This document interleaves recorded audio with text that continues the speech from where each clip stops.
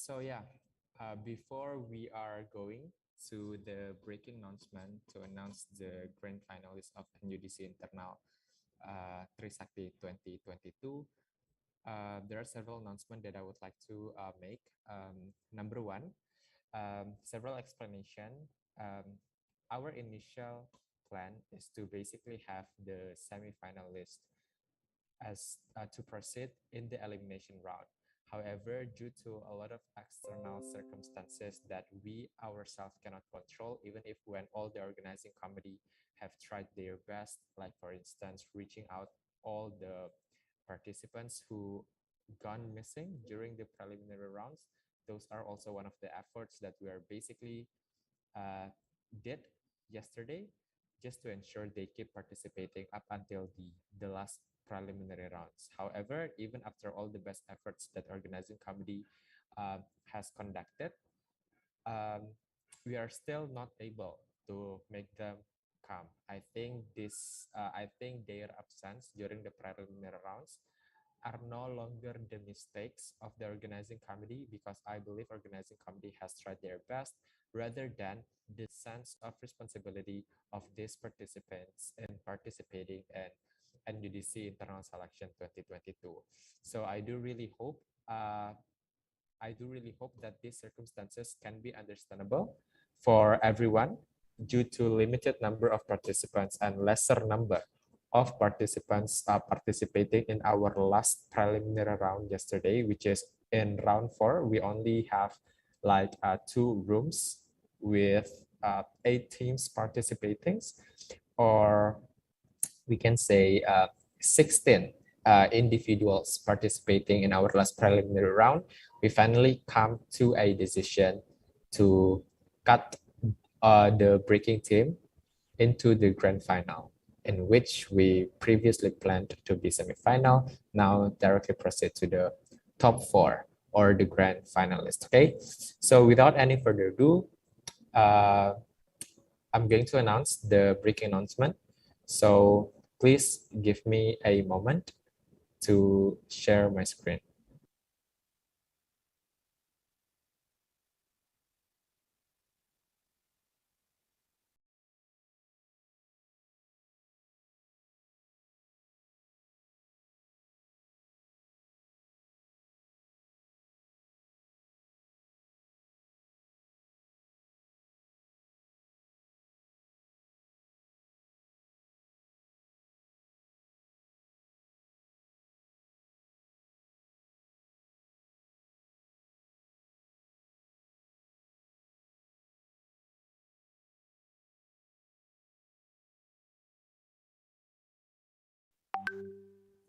All right. Can anyone please confirm if my screen is visible? Visible, Kak. Okay. Thank you so much for the confirmation. So yeah, in this announcement, there will be 2 type of breaks. The first one is the top 4 highest ranking team. And also the second one, we have 1 reserved breaking team. So right after this, we are going to give around 10 minutes for all the participants to, prep themselves, making sure that the member of the teams are complete. Yeah, right after that 10 minutes, if for example, your teams, assuming you broke, however, your team is not complete at all, the reserved breaking team can take your place. So the reserve breaking team is basically a team who is currently located in the top 5, okay, not making it into the top 4, but they are in the 5th position on the ranking of our tabulation system. So without any further ado, first of all, I would like to introduce our amazing judges, which is first, you have me, Randy, as the chief adjudicator who also judged the preliminary rounds. Second, we have Azalia Anindi. So just a little bit of background, Azalia Anindi is basically one of the best debaters as well in Indonesia. Indi has become the back-to-back NUDC semi-finalist in a national level. Not only that, she is also capable of making to always making it to the top 10 in every national open competition. So yeah, this is the credibilities of Indi. Second, we also have Almaulidio Taskia. Dio is basically a debater who comes from Yogyakarta. And also the recent accomplishment of Dio is that Dio is the ekor, the chief adjudicator of Novet, and Novet is basically one of a classic competition in Indonesian debating circuit, one of the oldest BP competitions in Indonesia. So yeah, Dio was the recent CA of Novet, who is previously known as Javet. And thirdly, we have Astrid Agustina, obviously the champion of Atma Open, the runner-up of Green Debate Open, the CA of the previous internal selection of Trisakti, and also the CA of Purpose 2021.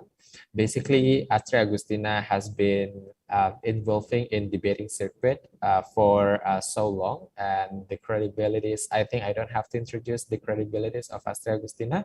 I think everyone know who Astrid Agustina is, okay? Fourthly, we have Batara. So Batara is basically the breaking judges in international competition. Also, always become the invited adjudicator of NUDC, invited adjudicator of NUDC and KDMI. Most of the time, he always managed to become the chair in every grand final and national tournament. So yeah, Batara also was the best speaker of IFAD 2022 conducted by the President University.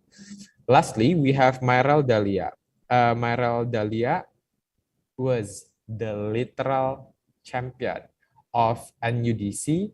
I think it's 2019. So yeah, she's basically the champion. So we successfully invite the champion of NUDC herself to judge you so that we can pick the best out of the best during this selection. So yeah, I do really hope that this line of judges, this poll of judges can ensure a proper and just selection so that the best delegation of Trisakti can be selected to represent us in National University Debating Championship. Yeah, I do really hope that we can become the next NUDC champion for this year, okay? So without any further ado, danger prevention slide 1, 2, 3,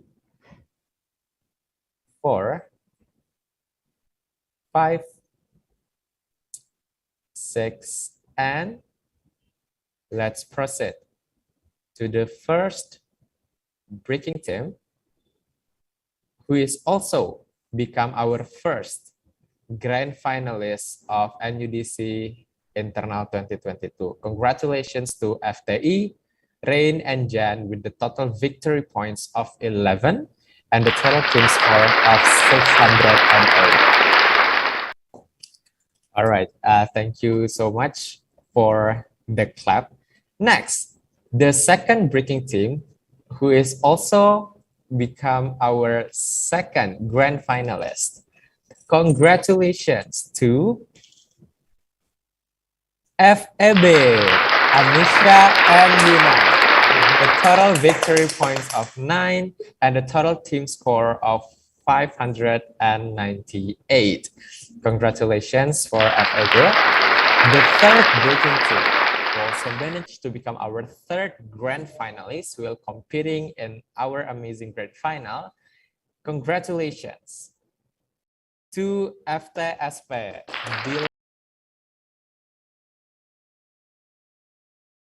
Lastly, our last grand finalist who also managed to become, the opportunity to become the NUDC delegation of Trisakti.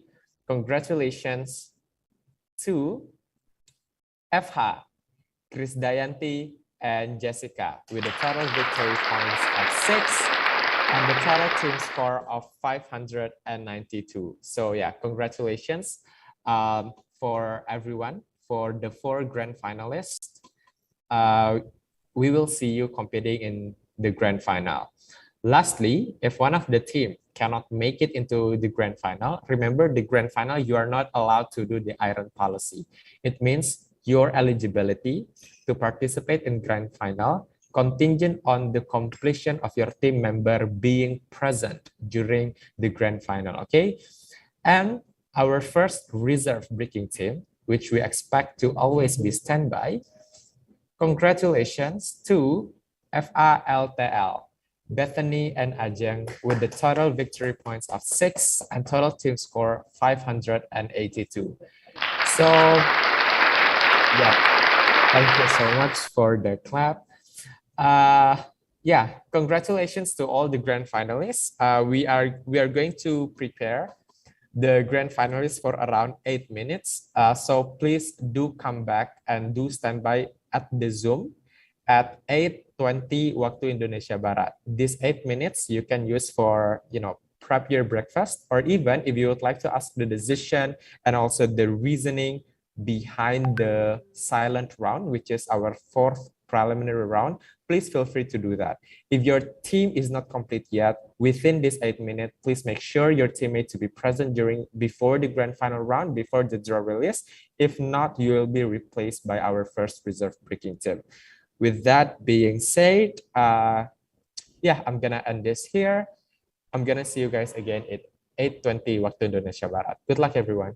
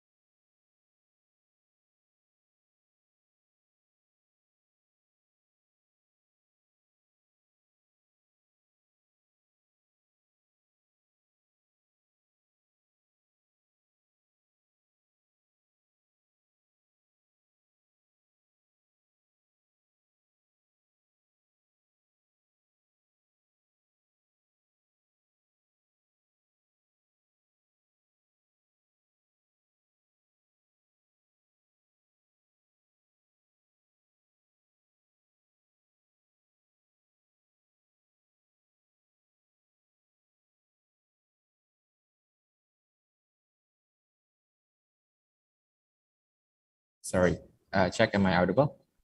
Yes, you are. Okay, thank you so much for the confirmation. So before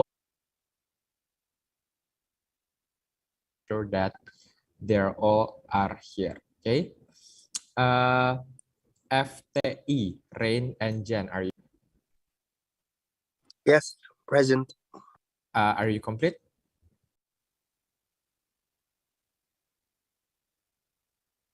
Complete. Okay, thank you so much. Second, we have FEB, Anisha, and Yuna. Are you here? Here, Kak. And complete. FEB, are you complete now? Wait, let me confirm to my Okay. partner. Okay, complete, Kak. Okay, sip. So yeah, we are good. FTI and FEB is here. FTSP, Bilal and Clifford. Complete. Cool. Complete. The last team, let's see if they're complete. FH, Krisdayanti, and Jessica. Are you complete? Yes, we're complete. Okay, good. So all the grand finalists are complete. Before anything else, give me 1 second. Sorry, give me 1 minute to share my screen, and then we can proceed to do to do the randomizing for your position in the grand final, just to ensure fairness and so on and so forth. Okay, give me 1 minute.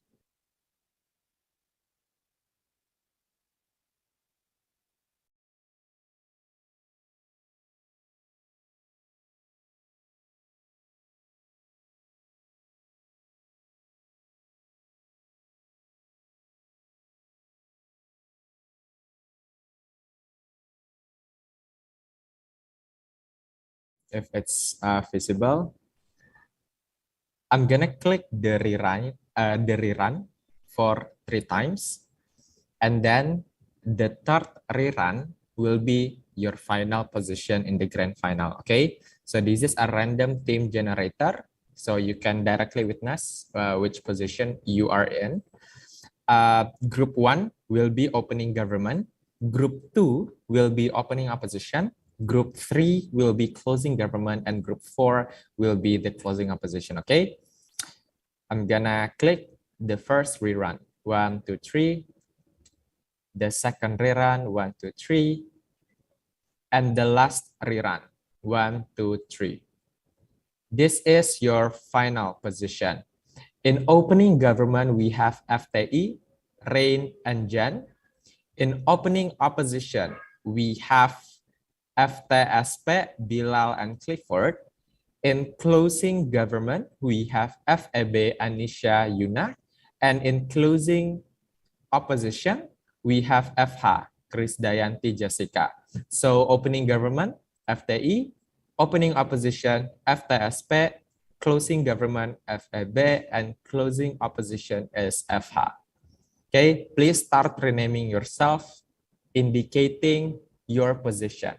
Just indicating your position is fine. I'm gonna give everyone. Oh yeah, that's the renaming format given by the ORCOM. The round, GF, position, your team names, and also followed by your name. And for all the judges, don't forget to start renaming yourself as well. Don't have to use room because I think we will be debating in the main room. Yeah. So yeah, just GF Judge Randy or GF Judge Dio. I'm gonna give everyone 2 minutes to start renaming themselves.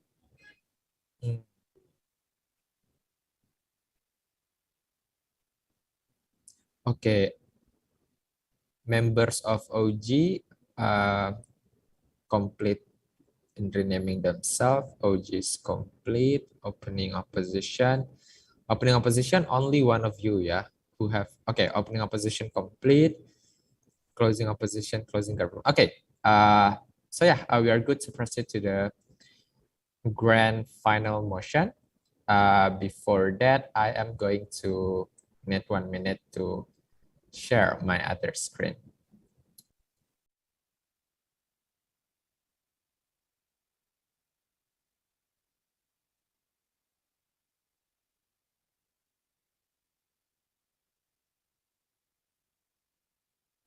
All right. Is my screen visible? Visible, yeah. Okay, good. Wait a minute, ya guys.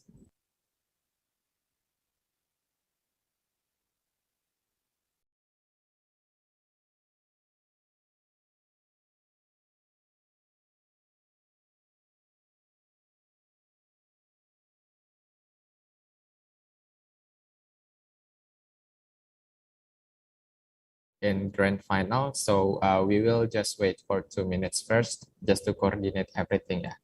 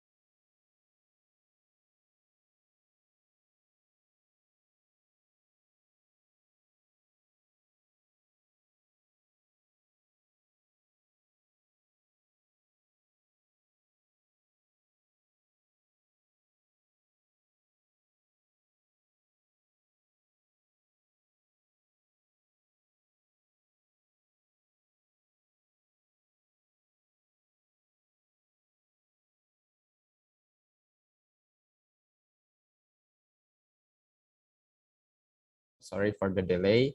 Yeah, an electricity cut is an externality that we cannot control. So yeah, I think we are good. Everyone is now complete. Without any further ado, welcome to the grand finalists, to the grand final round of internal selection and Undici Trisakti 2022. Without any further ado, danger prevention slide 1, danger prevention slide 2, 3. There will be no context slide in this grand final round. The heading of this round will be health. The motion reads, in countries with public healthcare, this house would not cover life prolonging treatments for the elderly. I repeat, in countries with public healthcare, this house would not cover life prolonging treatments for the elderly. The time now is 8.39. We are going to start the debate in the next 15 minutes. Good luck, everyone.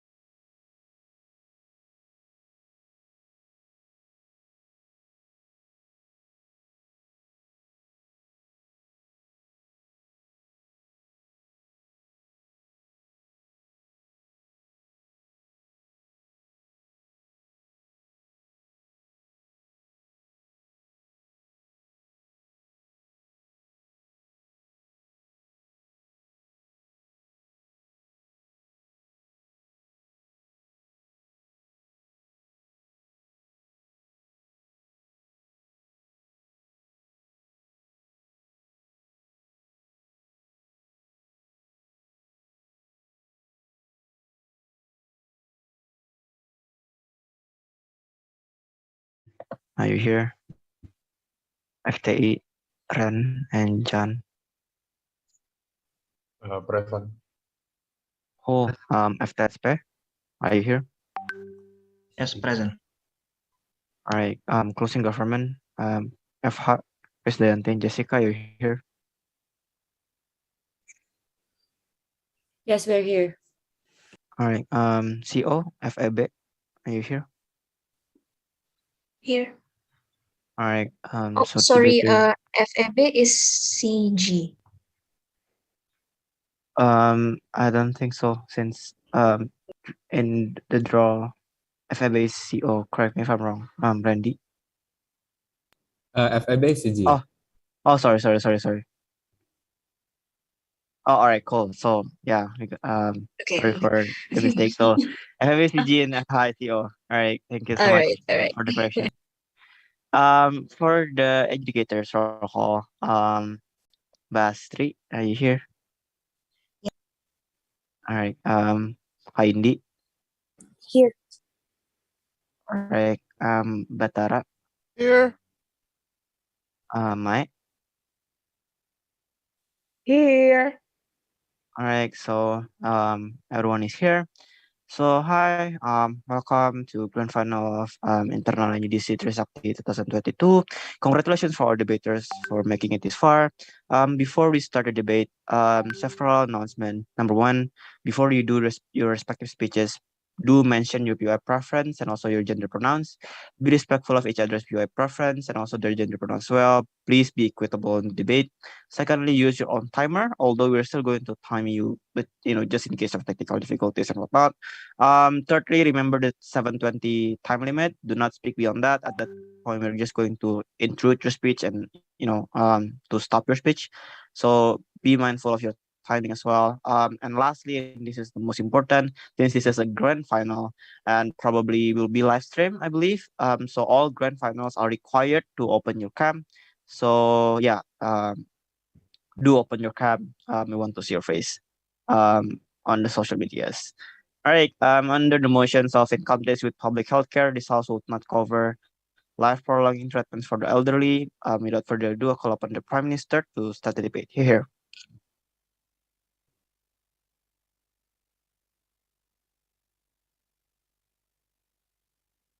Hello, am I clear? Yep. Okay.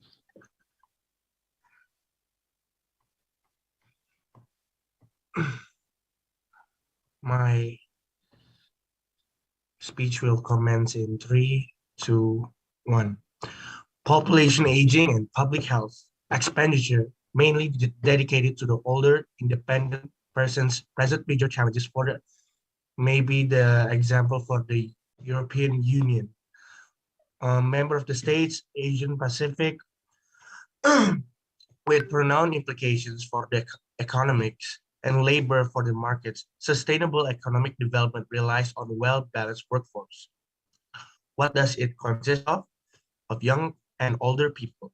As this balance shifts in the favor of older people, productivity tends to suffer and decays down. On the one hand, and the older group demands more from healthcare services. On this extent, these requirements tend to manifest differently within developed and developing countries. I'll give you an example. As a population ages, the proportion of worker declines while the proportion high consuming elderly rises. In some countries, I'll give you an example such as Japan, relatively consumptions are more dominated by the old people is much higher than the average. In others such as maybe Australia, Spain is relatively much smaller. Greater consumption by the elderly may be partially offset by a smaller proportion of children in the population. But if it rates to begin recover from current low levels, the proportion of children and old people in the population may increase. So in the long term, these public transfers are paid by taxes. In this case, public healthcare for the elderly, mostly those paid by the prime age adult population. So some consumption may come through that support.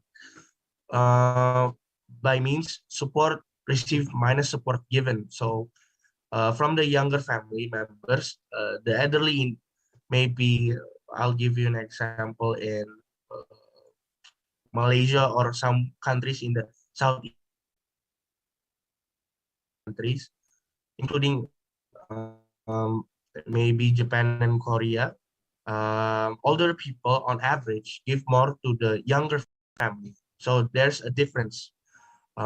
Then I would like to imply that public sector transfers for pensions, healthcare, and long-term care are a particular problem as population age, because these payments, even after subtracting the portion funded by tax payments from the elderly that needed intensive healthcare, absorb a large portion of public budgets. Projections indicate that typically these programs will be unsustainable unless taxes are raised for or benefits reduced for both. So to make it clear, prolonging treatments, these kind of treatments are focused solely on extending the life instead of improving quality. Moving on, we should be looking at medicine and technology like life support for this disease so that we could not rely on taxes anymore and just move on with technology and the development of modern medicine. So it would benefit those who are aging as well as the younger people. So this type of medicine and technology that are currently being developed are for support disease that hit elderly or the young people, which we know tend to hit at older ages, have no cure. So no matter what you do, cannot save the elderly and cannot and can only be an extent of the payments to just stack up. So sickness that are terminal, sickness that are sustainable are just gonna hit our economy and strive down to allocate the money to a more specific and prioritized meanings for the country rather than implying all the money for public healthcare for the elderly. So the money will be wasted since we're not going to be able to save them anyway. Public healthcare is just going to hurt our taxes, have an incremental being of government spending, and we should like not waste our money in this sector. It's not that I'm implying not good for the public healthcare, because public healthcare is a mandatory thing for the people. But what I'm implying that public healthcare should be developed and more enhanced to benefit both children, maybe teenagers, adults going through elderly. But what we're talking about is here, elderly should not have a prolonging treatment because they are just gonna hit our taxes while we're not prioritizing things in our country such as infrastructure, strength in our politics, and etc. So maybe I would like to say also that this is why healthcare insurance companies refuse or make it way more expensive to cover elder. Why? Because it can be really expensive. All the treatments, all the tools that are required to treat an elderly, not because they have a terminal disease, but they just aged, so they cannot do things well as they do back in the day. So, and then the money we spent can instead to be used to invest in people who actually needed them. So there are people who needed this resource more Thumbs up. than the other. Okay, thank you. All right. Thank you so much for Prime Minister for that speech. To continue the debate, I will to call the oppositions. The floor is yours. Here.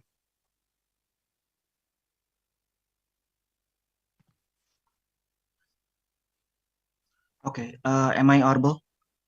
Yes, you are. Okay.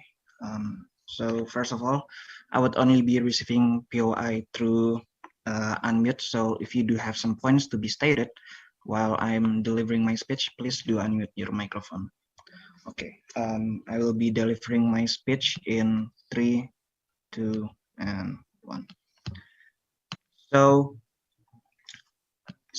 in my speech, I will be delivering the context of what we are debating upon, the motion, and what the best outcome from our perspective is, and what is our stance is. So, as we know, public healthcare been defined as the science and art of preventing disease and prolonging life and promoting health through organized effort and informed choices of society, organization, public and private, communities, and individual. And we know that the motion of this debate reads that in countries with public healthcare, this house would not cover life-prolonging treatments for the elderly. And traditionally, the elderly are considered to be those between those who are the age of 65 and older. From our point of view, not prolonging the public health service to the elderly is of course wrong because of these several reasons. First of all, everyone has their rights to live a healthy life for the rest of their life, regardless of their age, regardless of their race. Everyone should have the rights for this kinds of purpose, for living a healthy life, because every individual in this planet, of course, would want to settle as long as they could, right? And every individual would also want to be able to manage their mental and physical health to be well at all time if it is possible. So it would, of course, not be justifiable for the country to not be giving the country who are giving public health service to not be giving it to the elderly as well, or to everyone in this context. And then second, let's look back to the motion, because the honorable judges today in the grand final, our context is talking about public health care. And we need to underline the word public, because of course this means that it is targeted to all of the people who are living in a country that has the public health care, right? So we think that it is never justifiable for a public service to neglect the people who are supposed to be part of it, just because they are left, and just because there are several issues, and it is not justifiable for them to be left out of in the process, because of course it is public, so it should be targeted to all the people that live in the country. And then let's look back, and then let's look at the economic side of it. We need to be able to see the world not just from our own bubble, but we need to really also look at from the outside of it. What this means is that we need to look at the elderly people who are also economically inadequate of affording healthcare. So it isn't justifiable, of course, for the people, especially in this context, the elderly people who are not who are inadequate of their economic state, because of course they would not be able to afford the normal health service because of their economic state. So it is not justifiable, of course, for public healthcare to not be giving it to all the people, because the main because of course the main purpose of public healthcare is for that the people who are economically unavailable to also be available for their own health, for their physical and mental health. And then let's talk about moral ambiguity of this decision that the House is agreed upon, which is not giving it to the elderly. Because I think from this context, we should really look back on it, because of course we should respect the elderly people. We need to look at them just like our own parents, because we need to see it as more of the people who are much more responsible than us, people who are much more knowing. Like, for example, the people who are veterans, the people who have made such big impacts for our countries. We should also respect them, and we should give back to them. We should in this way give something back to them. For this example is giving the public health service to them as a reward for what they have done for our country. And then, as the OG has stated, that there are countries that has their public healthcare proportion much more proportionized towards the elderly. And by this point, the opposition team stated that, and that's why our house proposes that we should proportionize it better for not just the elderly, of course, but also for the young people. So we do not just want to defend the elderly people, we want to also defend all people at the age, all people between, not just between the age of 65 or older, but people who are also young, people who are also teenager, adults, and then in this context, elderly people. Then OG has also stated about taxes and stated that we cannot rely too much on taxes, but we should rely more on technologies related to health. But this, of course, it's not really applicable, because of course, relying on technologies that is related to health also does cost us some money. It does have a price. So it is not really justifiable for us to really move on to the second option, because of course it would also need some time, and it would also need some money to really be experimenting on the technologies that are really related to health. So it is not really justifiable to really move on to this context, because it's still the same way, because it still has the price that is needed for the people to really be well for their mental and physical health. And then lastly, OG stated that we should try. And lastly, OG stated that there are also some money that are relocated to infrastructure. And we need to also look back that people who does the job for the infrastructure also need to be well for their mental and physical health. So by this point, our house proudly proposes that the public mental and physical health service should be open for everybody, especially for elderly, who are, most of them are left behind. Thank you. All right, thank you so much, Leader of Opposition, for that speech. Gentle reminder that you are not be done after 6 minutes. Yeah, with that being said, I call upon Deputy Prime Minister to continue the debate. The floor is yours.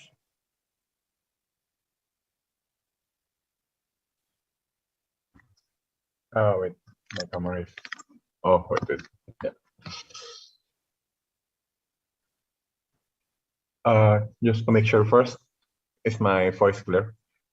Yep. Right. No preferred gender pronouns. If there's any DOI, please unmute, because I cannot read the chat. Also, a quick trigger warning, and I want to state that my speech doesn't reflect any of my beliefs. It's just for the debate. Right. With that being said, I'm starting my speech in 3, 2, 1. I would like to reflect on the several things that opposition has conveniently dismissed. Right. First, I think they dismissed the fact that public funding is something that's limited. So I think there needs to be a clear limit on what makes sense and what doesn't make sense anymore in the context of public health. Right. So And then secondly, I would like also to flag that the domination of the elderly and like the imbalance of economy brought my PM is like something that's like totally unaddressed, and I don't think like unless opposition can explain why if you like drain this amount of money and like it still makes sense and it can make the country sustainable, I think like OG should be winning this debate, right? Because like it has shown that it has a quantifiable impact to the rest of the country. And then like I think like the fact that if you want to characterize like what public service means, it's like the fact that we have limitations on like public service like BPJS and whatnot. It's not like you have unlimited money. It shows you that if everyone have like unlimited public service, then the fiscal the amount of budget that is given to it will not be enough. Or if you want to force it until it's enough, then the country will be end up bankrupt. Especially in countries where like the amount of like older people is like exponentially getting higher. Like for example, Japan. Like imagine like you having like all those kind of people and you have like all this kind of unlimited, because the fact that life support tends to like just force individuals to like live as long as possible, even though like even in a terminal condition. So I think like the fact that this kind of thing is like something that is really hard to put a parameter on, and this is like why we should limit this kind of public funding, right? And then like several responses said, if you want to say that we are neglecting the elderly, notice that the state has done so many things, and it's not only just the responsibility of the state of like the welfare and like the livelihood of like such individuals. First, the state has already given them all the healthcare that they needed during their like prime of their life. I think like the privilege of like reaching elderly means show you that you have received like proper and like and human support from the state for your entire life. And secondly, if the state has already given them also, and even if like they work in a private company, the state has ensured by law that they got pension and that pension makes sense, right? And it's like because like the fact that these individuals are also like adults that need also to be able to manage their money and make decisions, since money is not unlimited. I think like with the fact that you give them pension already, it shows you that these elderly people already have the disposition to prolong their life if they want to, right? If they want to spend their pension money in prolonging their life, then they have the option to. So we're not taking away the option away from them, and it's actually obtained from the assistance of the state. It's just the state can give them unlimited money. So I think like thirdly, the fact that these individuals also have like families, especially like children, who also have the same burden, right, to take care of responsibility of them, especially when they're in a prime age, or I think like the families are already in a condition where they're also already producing financially, right? They're also already in the working field. So I think like there's also, you won't say like the pension will run out someday, because like they also have other ways of like sustaining this kind of income if they choose to like force to live in a like longer lifespan and whatnot. And even in the worst case, I think like if you say all of those money run out, I think like adults inherently have a responsibility to be like financially independent and like be secure. So if you choose to like live until that long, I think like you already have a responsibility to make sure that you can sustain yourself financially. And then if you want to not respond or like the idea of like moral ambiguity, I think like what makes something moral is something that needs to be seen holistically. If you want to say that something is good, it's not means like it's gonna be good because like we done it, so but it doesn't make it's not good in the entire context of the picture. Right? First, I think like it's immoral that you're like being like the state is being irresponsible on like giving the like spending money on like something that's uncertain and will probably never run out. When you can, when there's like other things that the state needs to address, and like even if like in the micro context, imagine if you want to say that prolonging an elderly's life is like moral, you prolong their diseases and suffering, especially when elderly people are like subject to illnesses that is still currently like uncurable, like for example Alzheimer's, and like it's something that's like will never be cured anyway. So what you can do is like just prolong their life.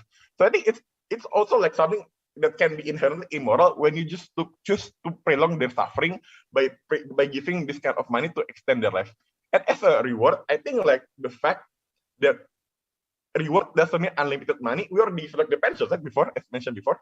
So I think like the fact that lastly, the fact that not all public healthcare coverage is like 100%, most have limits like BPJS. So at some point, with the chance of cure slim, the money will just run out at some point, and like I think like it's just money wasted. So I think like the fact that we are already showing you that we are not being cruel to the elderly, shows you that as the state we already fulfilled their responsibility. Now extension on like why my prime minister's argument is like so important, because like the fact that even in countries with the best healthcare like EU that are pushed to having like a public healthcare but have like problems in like an economic imbalance and aging population and like for example like Hungary and like Greece, like what happens is like in the opposition world that if you're spending money on something that's like uncertain, which is like elderly life support, well there's still problems in the economy and there's like still high unemployment and country in debt, it shows you that the government is mismanaging the money, right? Because like the fact that you have spent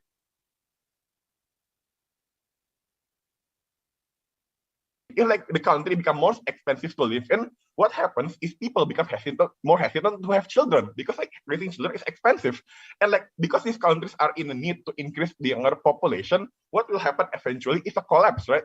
When the population of elderly is way extending more toward the compared to like the children and whatnot. And like the fact that you need public support and legislation to be able to allocate this funding. So I don't think like the public will also agree on this. And why is this so important? Because we have shown that on the possible massive catastrophe on like the economy and the future of the state, right? So I think like the fact that we have shown you all of these reasons, unless the other teams can explain like what is like how does managing this like public funding will be something that is like viable and like something, and how will they explain that the status quo have other correcting mechanisms to solve these age imbalance issues, we should win this debate. With all that said, Oji. Thank you so much, DPM, for the speech. To continue the debate, protocol DLO, the floor is yours.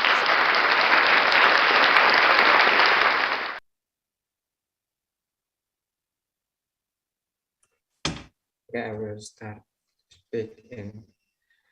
start to speech in 3, 2, 1. Response for the first OJ. I understand that if older people, they are not productive again and just wasting country money for them.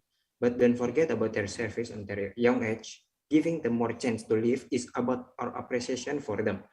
To give them more happy life before. It is not just about wasting money at all. The problem is too many people often ignore them, abandon them, the elderly because of the assumption that their age not enough and they are already vulnerable because of their age. But we should support their lives for the better than not just ignoring them. Economic problems are a problem that is often experienced by those from the lower economic class, but with people that are willing to cover their life support for that elderly, that the quality of life of the elderly can be better.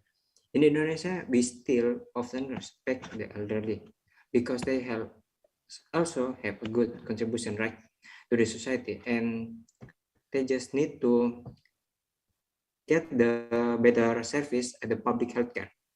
We are not mean to making them, the elderly people, got suffering to do the life chronology. It is up to them if about them want to choose to live more better or whatever they want if they want to die. First of all, statement is about if something called public, then it should be a public. It will give the right choice for all age, even if they're a young age or the elderly. They have still the right to live in this country too, not just the young people, but the old people deserve the better public health care service. The elderly too still need the better chance to feel the right public health care service. That's all for me. Thank you. All right, thank you so much for the overhead speech. To continue the debate, I will call the member of Stephanie. The floor is yours.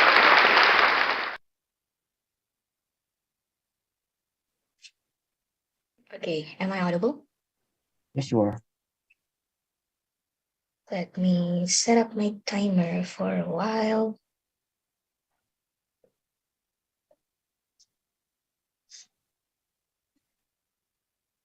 Oops.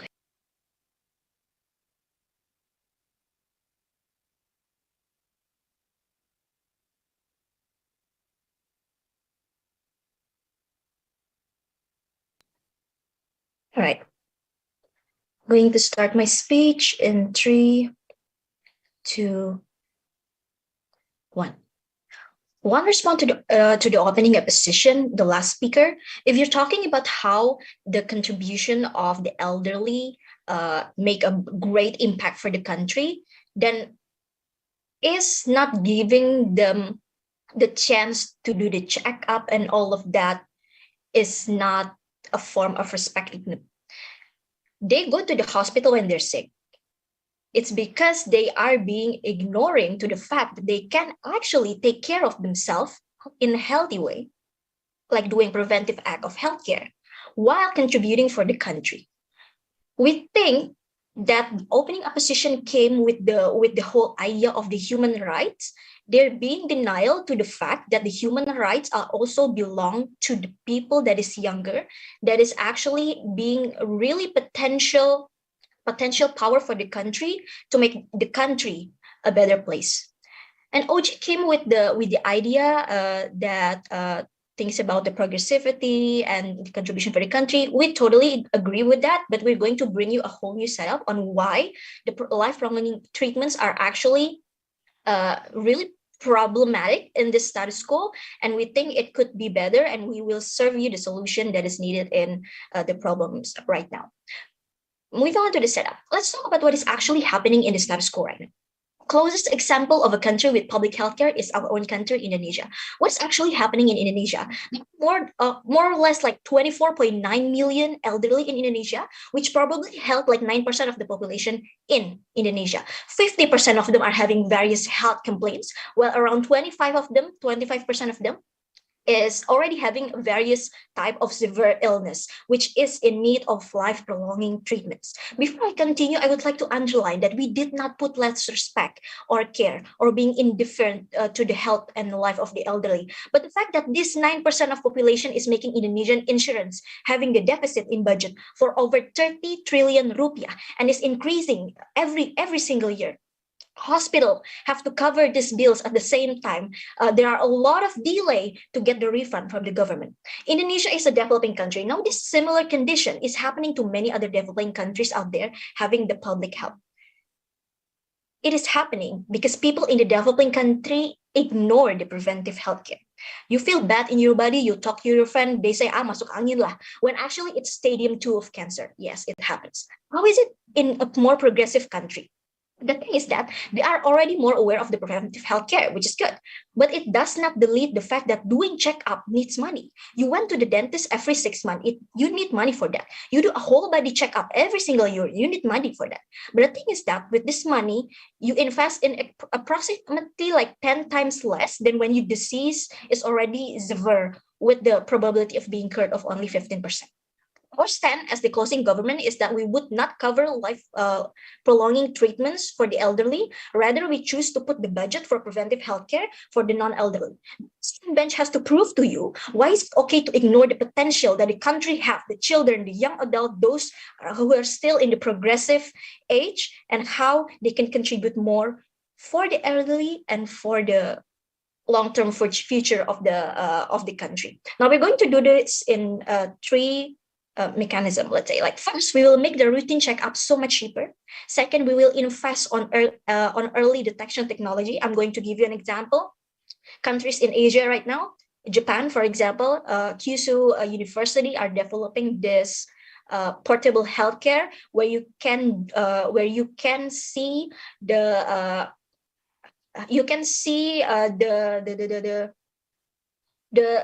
decrease of the human body productivity before you're even sick. This is a preventive action that you can do. This is a technology that doing preventive act. You can do early detection to the body before it's even sick, even just by scanning your face. Yes, it's already happening. Now we prefer to invest more on this kind of technology because it will so much more beneficial than to put it on people that already have a severe sickness or whatever. And we will make it cheaper for women to give birth and not limited to for counseling for the psychological impact of the birth, like baby blues or trauma, etc. Now, my arguments here, I have like two main arguments. Going to the first one is preventive healthcare is proven to increase the quality of life for the long term in the country, and the second is the trade-off. Moving on to my first argument, preventive healthcare is proven to increase the quality of life. Let's talk about some actors here. First, the children. A lot of children in the world, for example, are having allergy. And when it is not cured from a really, really early age, it happens that when they reach the age of 20, it gets more severe. A lot of young adults nowadays having allergies. It membatasi their productivity, let's say. You have to do like every single day. To be honest, it might seem really small for you, but it really impacts the productivity of your nose, you can breathe, and then you have a problem with your heart too. Now, this kind of thing, people are being ignoring to the fact of how important it is to bring this preventive act in the let's say the detection of the health. Can you imagine how much productivity that we can boost in the future if we do treatment for these children having allergy or maybe stunting and malnutrition? Like, as we all know that the number is still increasing day by day, so it's really important to cure it from the very, very early days. Now we'll talk about the young adults. The young adults prone to get early stage of disease. For example, like in women, in the early 20s, you are prone to have cyst or kysta, and we think it is really important to do this because some women can't go to do the checkup because they think about the financial, it's going to be expensive maybe, and all of that. We think it's better to invest for them because in the end, well, this could be affecting in them having cancer, for example. We can already do this detection from the early age for them to do checkups routinely, so it's not going to be happen. And in the end, how is it happen for the elderly? In the end, when they reach elderly age, which is in the 60s, they don't have severe illness, therefore the treatments they do probably going to be lighter and doing the checkups. Now, we're talking about long-term impacts for the country, and we think it's more beneficial. We're not ignoring the elderly, being disrespectful or throwing away their contribution for the country. It's more beneficial in the long term. Thank you. All right, thank you so much, member of government. To continue the debate on the position, the floor is yours.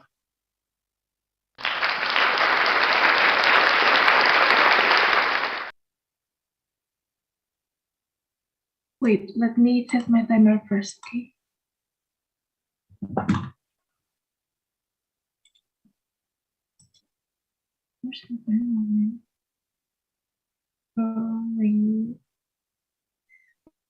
I'm gonna start my speech in.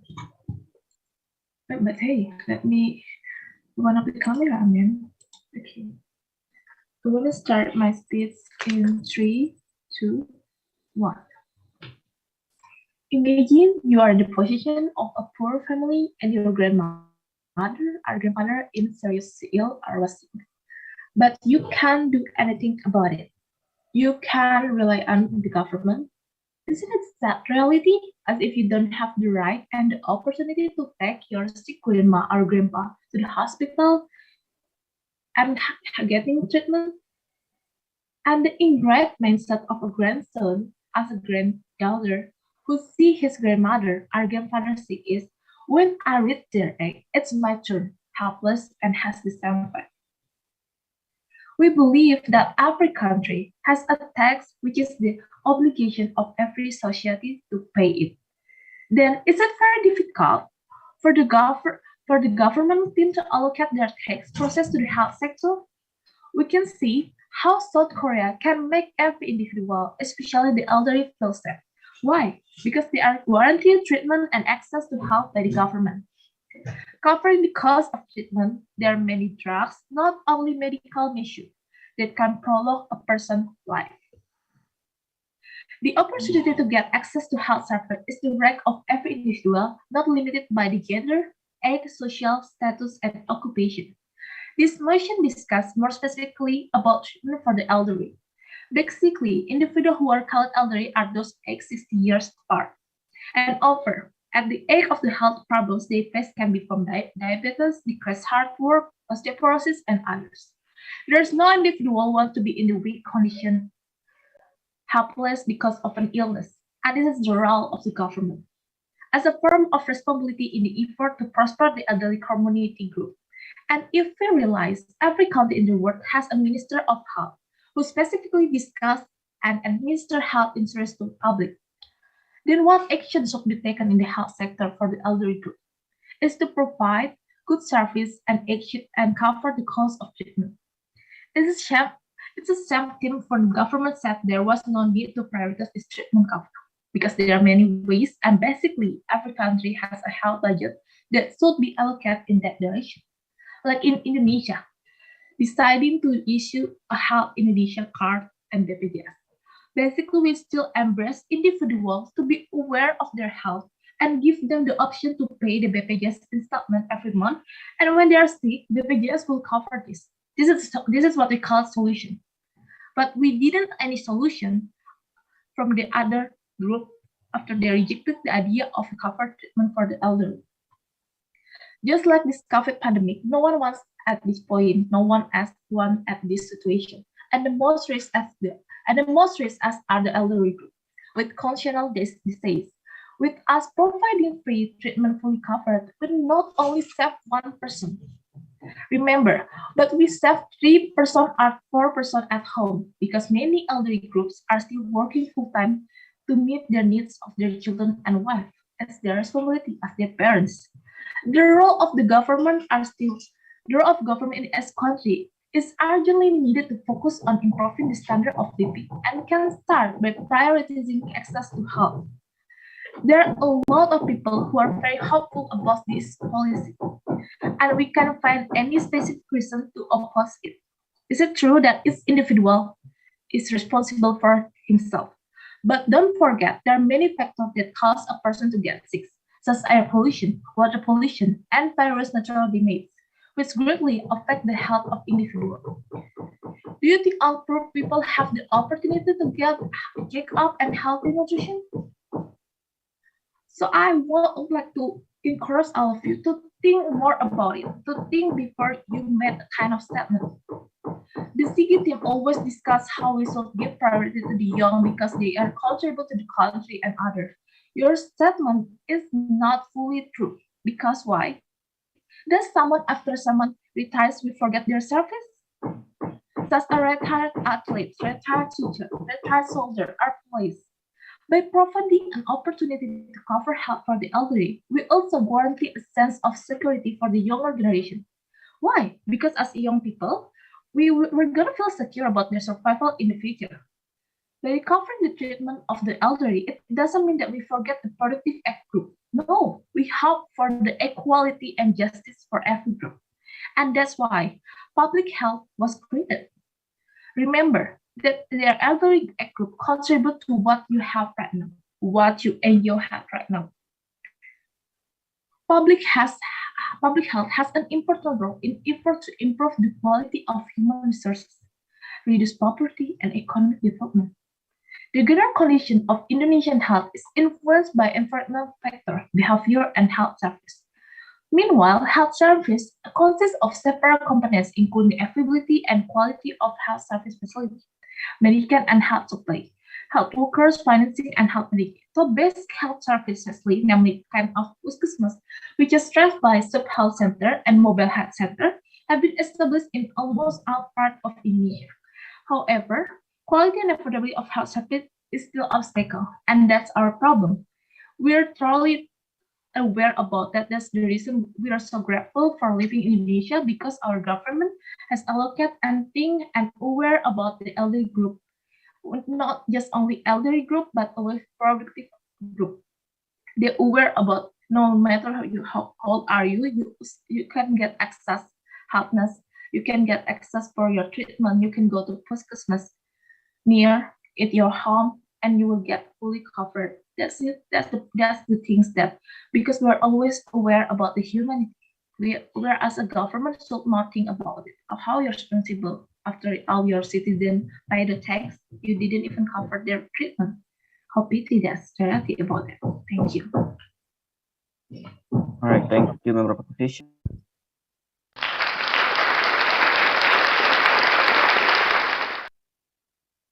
Okay, starting my speech in 3, 2, 1. Okay, closing opposition, we get what you think. Hey, nobody wants to be sick, right? That's the things we don't want more elderly in the future, whatever is poor or the rich. Elderly to ever experiment sickness. Therefore, we move to the finding to do early detection. For their impairment, we feed them well and check them up since they are still young. You are talking about pollution and many things that causing people to be sick. Now, let me give you an example. In a lot of progressive country, even developing country right now, they are doing an early detection through an app to see if there improvement in them. They collect the data to know what an elderly in area A, area B, and area C is having as the health complaint. They check out what they can do to make the elderly better. For example, most elderly in Tenggara is having breathing problem. They found out that the pollution in Tangerang is high, therefore they make better policies. This is will only happen with preventive act of healthcare, and therefore we invest in this. Somebody will have to endure never illness anymore, just like you feature.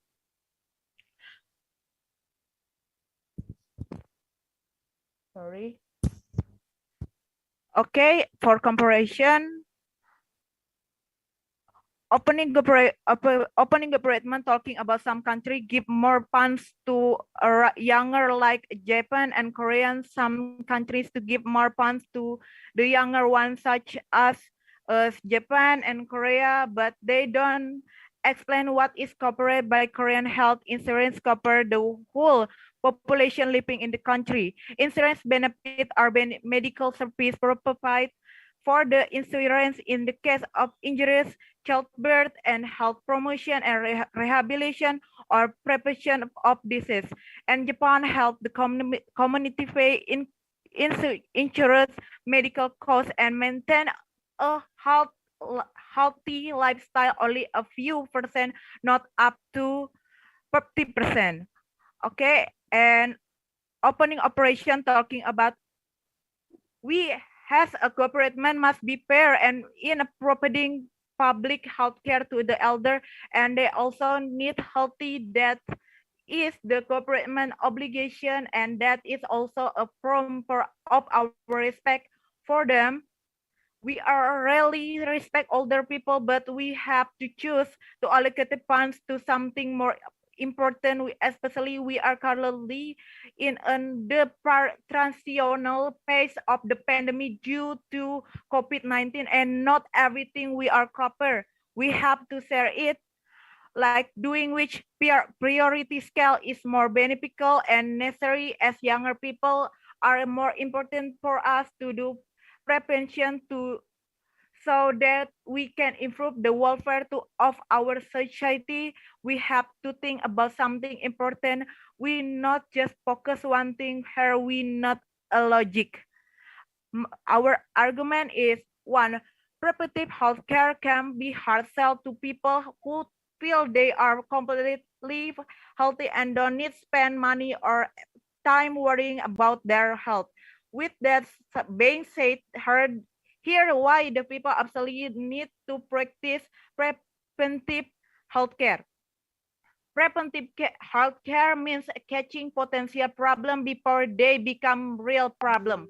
For example, if you get a regular wellness checks, your blood pressure will be tested regularly. If you healthcare professional notice that is increasingly, you can start doing things to lower your blood pressure before it become problematic.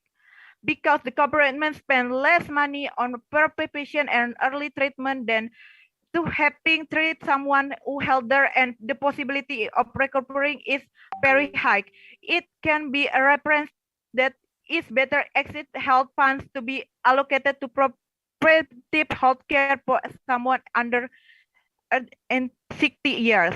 We prepare to do preventive care treatment for those under 60 years old, one of which is health and fit or can do preparation, he can do his job because he is still in his productive age, and we are where he can work and continue education. For someone aged very young, his age has still available for something and a pace for the economy. His country like Indonesia, especially in terms of improving people welfare. The allocation funds for women who are pregnant and giving birth is also important because it's something that must important be done to be soon the possible is also that must be covered by the government's life that thing can perpetuate the breath of pregnancy. So we are obliged to provide assistance funds every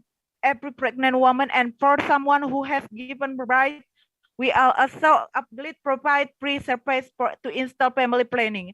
The conclusion we could draw to choose something more important, such as with this preparation and pregnant woman who he want to give birth, which is an emergency, and the ability to recover if it's possible. There are still many things we can do for the public.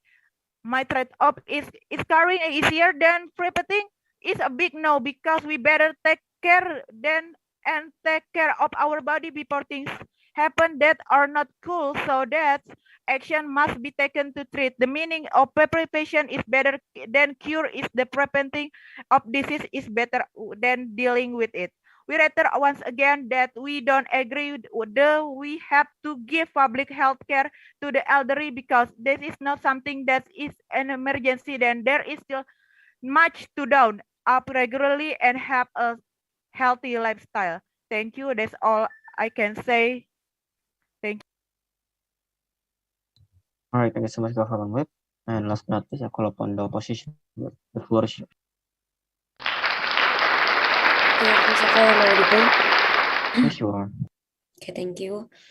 I'm gonna start my speech in 3, 2, 1. First of all, let me introduce myself. I'm Krisdayanti and I'm the second speaker of the closing opposition. And let me just state that we oppose to the ideas of not covering life-prolonging treatments for the elderly. The problem is, realistically speaking, that actually some countries may refuse to provide treatment. If, for example, there is no hope for the patient, the treatment has proved ineffective for the person is unconscious and will likely die in a matter of hours or days, even if the treatment is given and the expected survival is very low. But as of today, there are many treatments available that may prevent people from dying. These are often called life-prolonging treatments. This treatment may be used when it is expected that you will recover, and the treatment would therefore be temporary.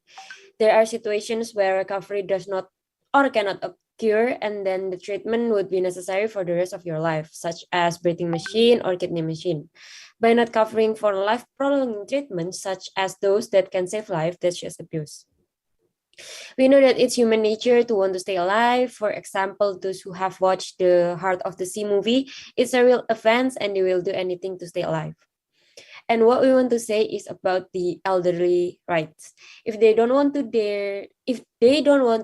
do their life prolonging, then okay, it's their choice. But what if they want to do the treatment but don't have enough money? The government should help them by giving life prolonging treatments to those who want to fight for their life. It will be a great idea for the elderly if it's their own choice, either they want to fight for their life or just surrender. It's better for someone to just know that they have tried, either it's for the elderly or the family. Even though it's hard to make a decision, but it's best if it's your own choice and not the government to not supporting. Next up, I want to talk about the life prolonging by setting an example. If there is a girl who has leukemia and survive, and then we save her, and then there is a grandma who has breast cancer and we cure her, still we are saving life. And during COVID-19, that we made vaccines that made this pandemic under control and beatable, we saved tons of lives. So what is the difference? At the end of the day, we are still saving life. And why are we still saying that we are extending their life and not saving life? Repeating from the government, basically saving life of someone who is younger is beneficial, but the elderly is not. So as the opening government state that the elderly age is starting from 65 years and above. So you know that we have someone who is the oldest human who live in the world, and her name is Jane Kamen. She died at the age of 122. So if at the age of 75 and she faced sickness, would you not save her? So if you're not saving her, then she died early, not knowing that turned out that she still have 50 years of age ahead. These days, there is a discrimination at the medical care and between the old and young people. So the human right that is for the elderly and being denied by the government in favor to those who are young is just wrong on so many levels. Human rights do not get any more fundamental than the right to carry on living, such as a right to protection from harm and a right to enhancement. I believe that all elderly want to age in place, living independent, and don't want to be a burden to their families. And these days, healthcare is just so expensive. So I suggest that the government don't stop the covering and just focus on how to improve the well-being of older adults while also reducing health spending. The approaches can start from peer support, occupational therapy, conversations about healthcare goals, and services that fall outside the traditional definition of medical care. So by having good communication with the elderly, that means that we can see what is their health problem and what will we can do for them in the future. Basically, the disease can be prevented, but if you're sick, don't you need treatment or will you just give up? Maybe the closing government didn't do more research that the South Korean government really guarantees the elderly health, not just local people, even foreign citizens living in their country and foreign students also get health insurance. And this is a form of their concern that one life is very precious. It's a shame that the CG said that there was no urgency. Clearly, there is urgency in this. Indeed, Indonesia will experience a demographic bonus for young age group, but a few years later, we also get bonuses and a surge in the elderly who need special attention. What should be done by the omission of the elderly group? Of course, we can still empower them. We believe that the elderly need to get health insurance as a form of appreciation for their contribution so far. Remember that what we have now, what we enjoy now, such as development, infrastructure, even the knowledge we get from our teacher at schools, is the contribution of the elderly group. You cannot get to this moment without the role of your grandmother and grandfather. The privilege we get are their effort and sacrifices so that we can have a decent life from them. So once again, let me just state that we oppose the ideas of not covering life prolonging treatment for the elderly. That's all from me. Thank you. All right, thank you so much, Opposition Web, and that's the overall debate. I believe the judges are going to deliberate in another room. Randy, can you confirm? Yes, we will be deliberating in the breakout room. All right. So yeah, just we're going to announce the result like in closing ceremony or something. Let it be commenced by the Orcon. Meanwhile, really thankful for the debate and best of luck for everyone.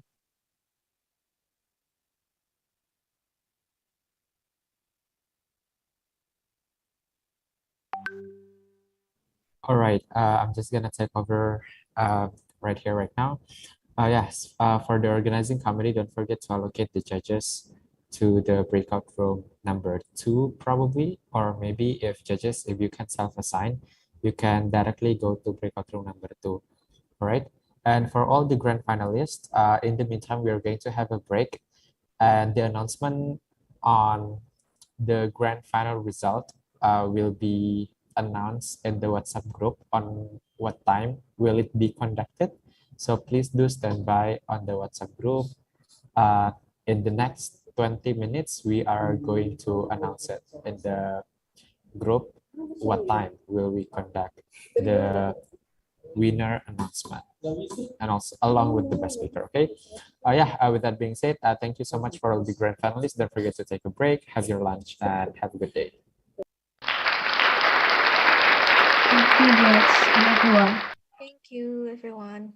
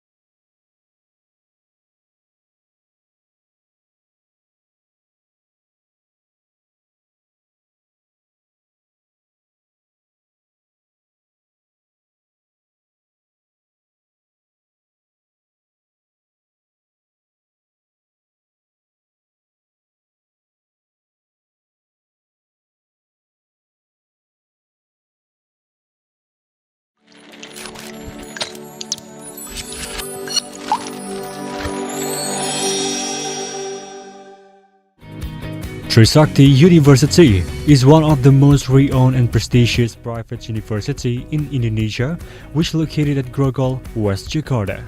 Trisakti University currently has 45 courses spread into 9 faculties. Those are 6 diploma programs, 23 bachelor program, 12 master program, 2 doctoral program, 1 special program, and 1 profession program located in a few campuses.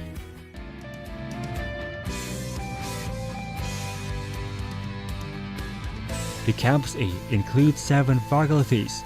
Those are the Faculty of Law, Faculty of Economy and Business, Faculty of Civil Engineering and Planning, Faculty of Art and Energy Technology, Faculty of Industrial Technology, Faculty of Landscape Architecture and Environmental Technology, and Faculty of Art and Design. Trisakti University also has another campus, Place Kiai Tapa Street, Grogol, West Jakarta. The campus is named Campus B. It contains the Faculty of Medicine and Faculty of Dentistry. All of the faculties have been accredited and supported by comprehensive and complete facilities so it could aid the student in very extensive studying process.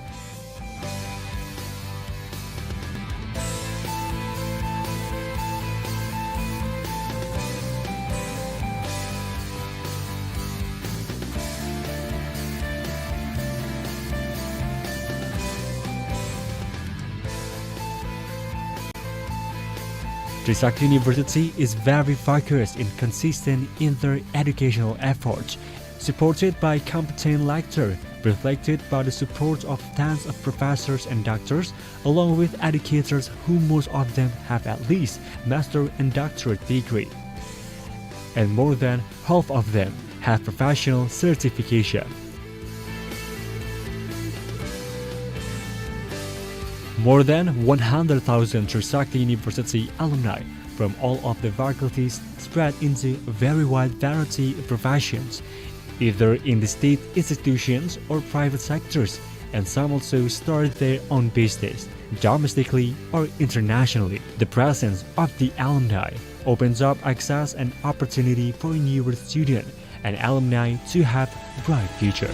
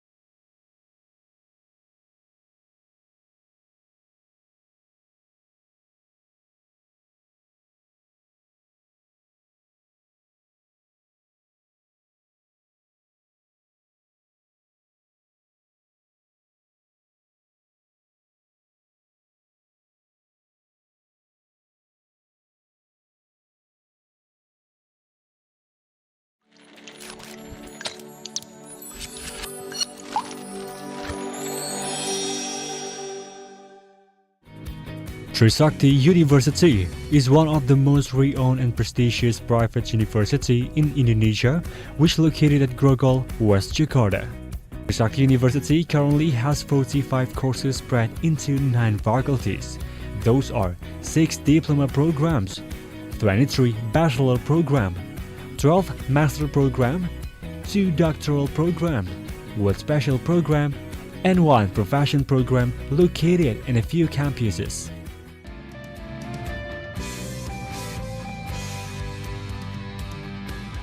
The Campus A includes 7 faculties. Those are the Faculty of Law, Faculty of Economy and Business, Faculty of Civil Engineering and Planning, Faculty of Art and Energy Technology, Faculty of Industrial Technology, Faculty of Landscape Architecture and Environmental Technology, and Faculty of Art and Design. Trisakti University also has another campus, Place Kiai Tapa Street, Grogol, West Jakarta. The campus is named Campus B. It contains the Faculty of Medicine and Faculty of Dentistry. All of the faculties have been accredited and supported by comprehensive and complete facilities so it could aid the student in very extensive studying process.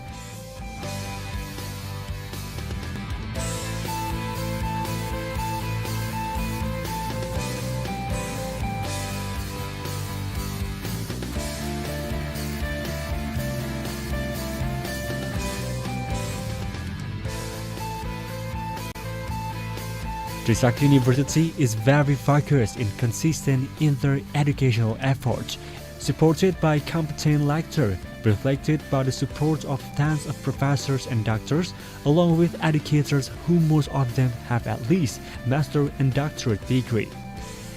And more than half of them have professional certification. More than 100,000 Trisakti University alumni from all of the faculties spread into a very wide variety of professions, either in the state institutions or private sectors, and some also start their own business, domestically or internationally. The presence of the alumni opens up access and opportunity for newer students and alumni to have a bright future.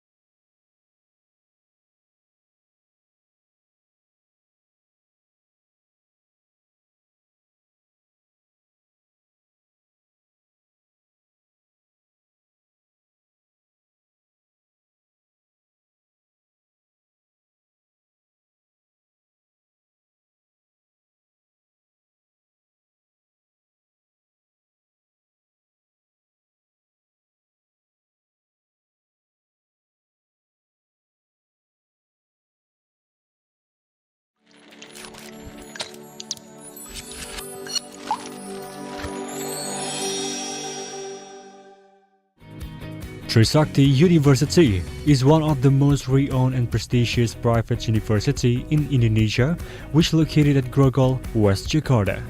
Trisakti University currently has 45 courses spread into 9 faculties. Those are 6 diploma programs, 23 bachelor program, 12 master program, 2 doctoral program, 1 special program, and 1 profession program located in a few campuses.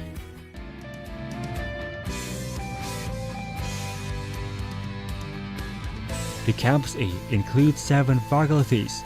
Those are the Faculty of Law, Faculty of Economy and Business, Faculty of Civil Engineering and Planning, Faculty of Art and Energy Technology, Faculty of Industrial Technology, Faculty of Landscape Architecture and Environmental Technology, and Faculty of Art and Design.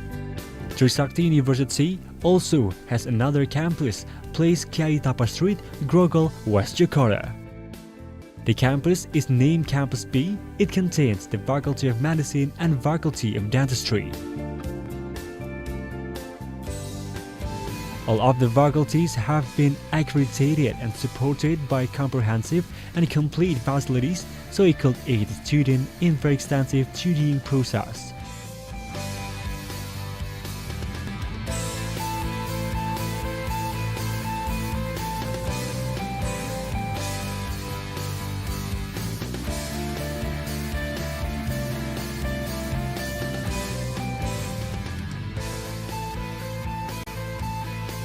Trisakti University is very focused and consistent in their educational efforts, supported by competent lecturers, reflected by the support of tens of professors and doctors, along with educators who most of them have at least master and doctorate degree. And more than half of them have professional certification.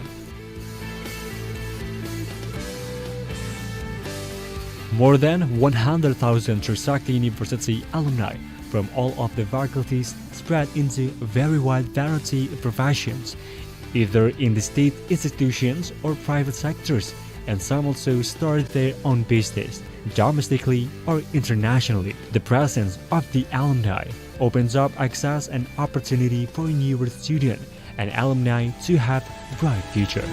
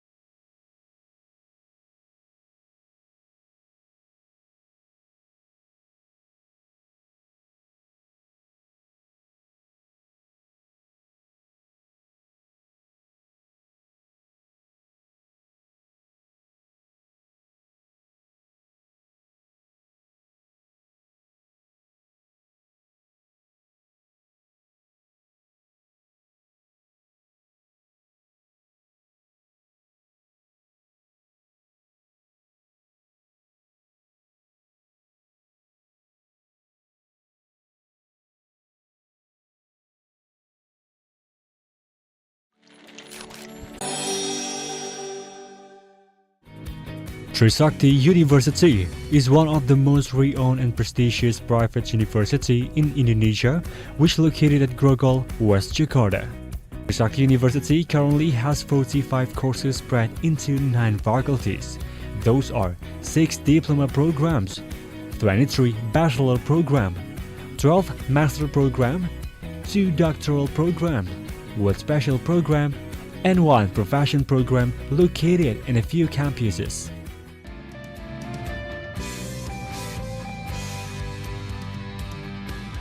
The Campus A includes 7 faculties. Those are the Faculty of Law, Faculty of Economy and Business, Faculty of Civil Engineering and Planning, Faculty of Art and Energy Technology, Faculty of Industrial Technology, Faculty of Landscape Architecture and Environmental Technology, and Faculty of Art and Design. Trisakti University also has another campus, Place Kiai Tapa Street, Grogol, West Jakarta. The campus is named Campus B. It contains the Faculty of Medicine and Faculty of Dentistry. All of the faculties have been accredited and supported by comprehensive and complete facilities so it could aid the student in very extensive studying process.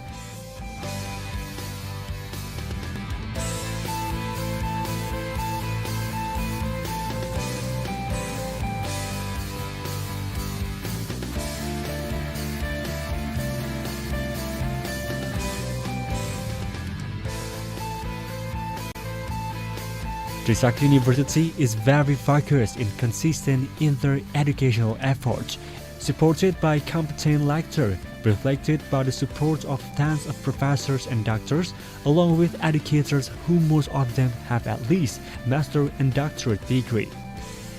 And more than half of them have professional certification. More than 100,000 Trisakti University alumni from all of the faculties spread into a very wide variety of professions, either in the state institutions or private sectors, and some also start their own business, domestically or internationally. The presence of the alumni opens up access and opportunity for newer students and alumni to have a bright future.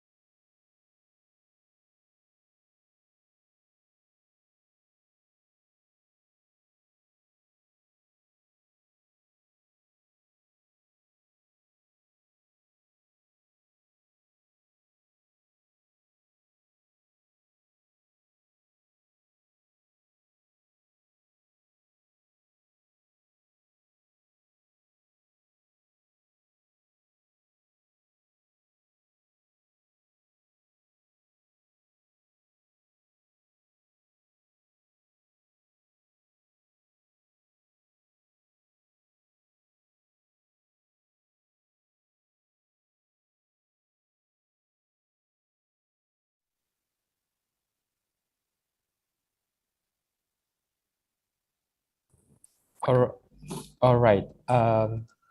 Check. Hi, everyone. I'm just gonna check if I'm audible. All right, cool. Thank you so much for the confirmation. So yeah, without any further ado, I think we will directly proceed to the announcement of the internal selection of NUDC 2022.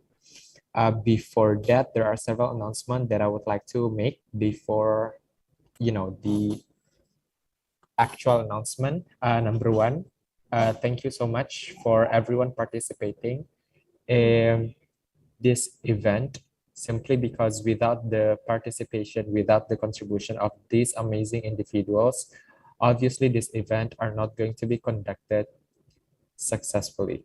Okay, so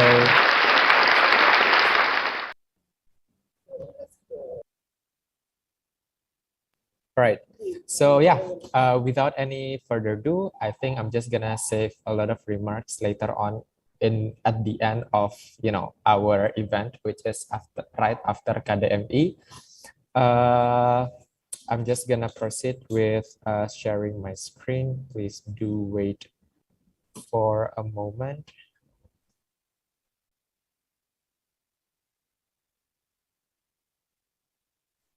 Okay, is my screen visible? All right, cool. Yeah, let's go to the winner's announcement, selection UDC Trisakti 2022. I'm just gonna reiterate what have been previously mentioned in our guidelines, that obviously the winner as well as the best speaker of NUDC internal selection of Trisakti will be selected as our official delegations of Trisakti to National University Debating Championship. This is to say, the champion as well as the best speakers will be our official representative.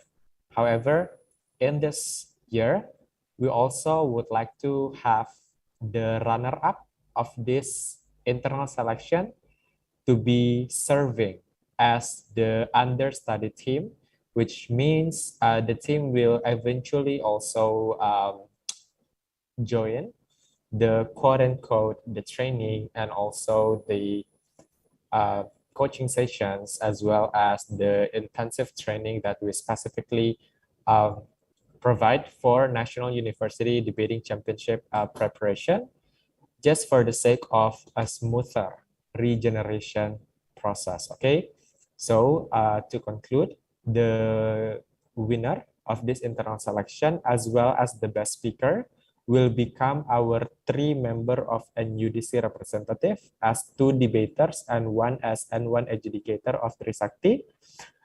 Secondly, the runner-up of this internal selection will be our understudy team, which means to smoothen the regeneration process, we are going to, for instance, we are going to allow this team to participate just to provide a better NUDC, a better generation for the future selection. So yeah, I guess that's it. Without any, I think one more thing that I would like to clarify.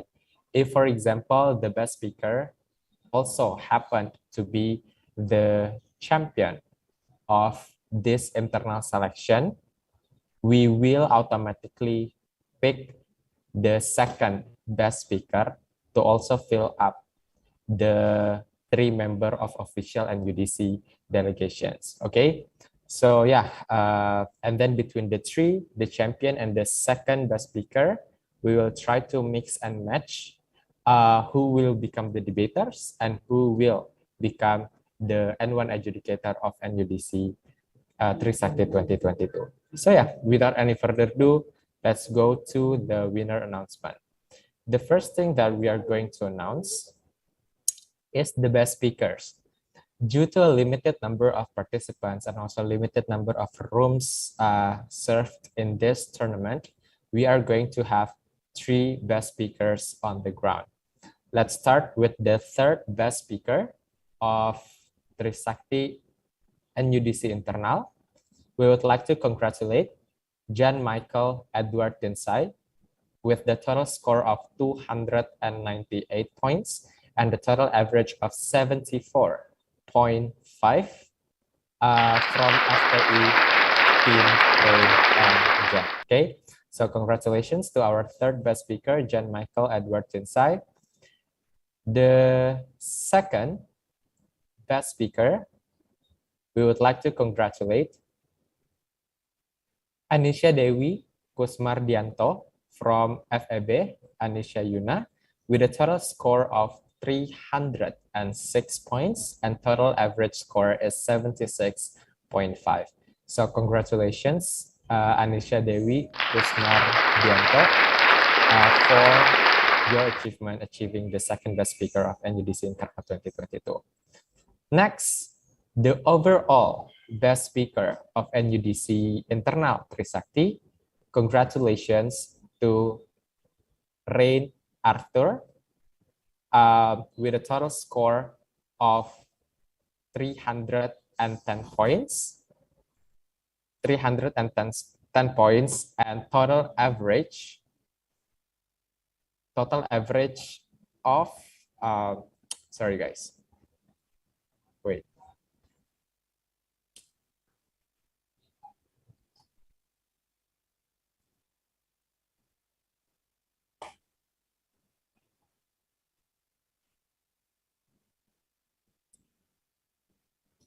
Sorry, is my screen visible? Okay.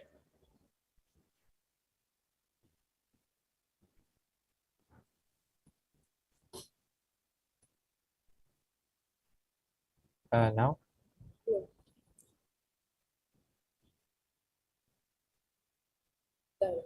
Okay. With the total score of 310 points and average of 77.5, congratulations, Rain Arthur from Team FTI, Rain and Jan. Okay, so yeah, congratulations for all the three guest speakers.